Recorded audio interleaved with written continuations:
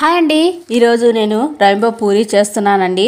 పిల్లల ముఖంలో నవ్వు, కళ్ళలో మెరుపు చూడాలి అనుకుంటే ఇలా చేసి పెట్టండి. చాలా చాలా ఇష్టంగా తింటారనమాట.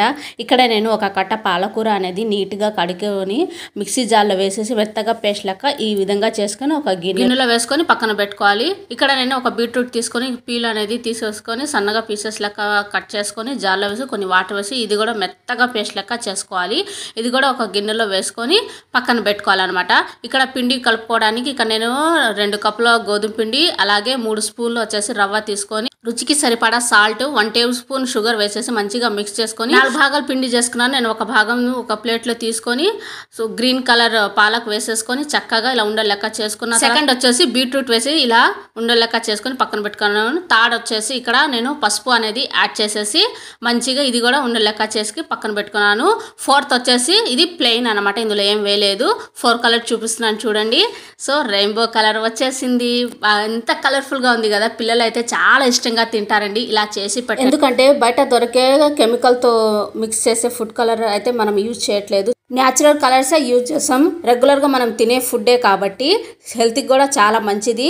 సో ఇలా నేను పూరీలు చపాతీ లెక్క మొత్తం ఇలా ఒత్తుకొని పక్కన పెట్టుకోవాలన్నమాట. రెయిన్బోలో 7 కలర్స్ ఉంటాయి, కానీ ఇక్కడ మనం 4 కలర్సే న్యాచురల్గా హోమ్ మేడ్ ఇంగ్రీడియంట్స్తో 4 కలర్స్ రెయిన్బో పూరి అనేది చేస్తున్నాం అనమాట.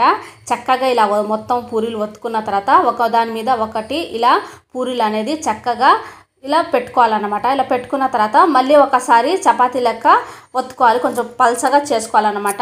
ఇలా చేసుకున్న తర్వాత మంచిగా ఇలా రోల్ చేసుకోవాలన్నమాట. మనకు పూరి సైజ్ అంతా ఉండలు అనేవి కట్ చేసుకోవాలి.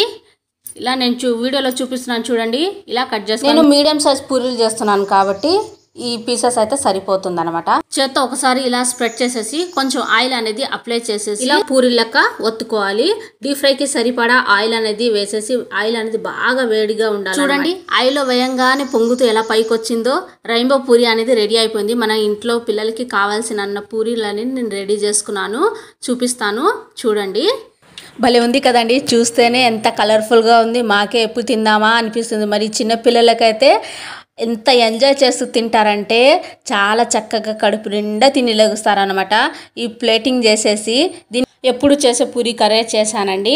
ఇలా వేసేసి మా వారికి ఇస్తే మా వారేమో అందరికీ చక్కగా తినిపించారనమాట. ఎందుకు ఆలస్యం, మీరు కూడా ఇంట్లో ట్రై చేసి నాకు కామెంట్ అనేది చేయండి. అలాగే మీ ఫ్రెండ్స్ అండ్ ఫ్యామిలీకి వీడియో అనేది షేర్ చేయండి. అలా షేర్ చేయటం వల్ల నలుగురికి తెలుస్తుంది అనమాట. ఎండ్ వరకు చూసి ఒక లైక్ ఇచ్చెళ్ళండి. ఉంటా మరి, బాయ్.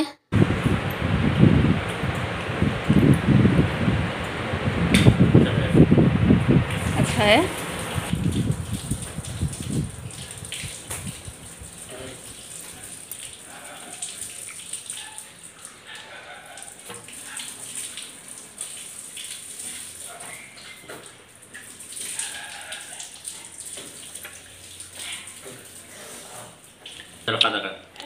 पूरी रेनबो पूरी कसा पकाया.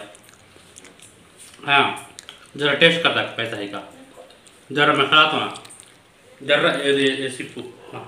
हाँ నాకు కైదానా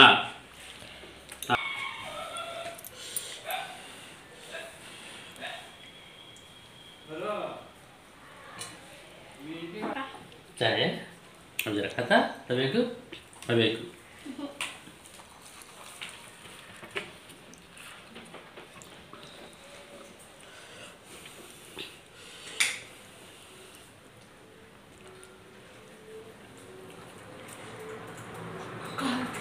अच्छा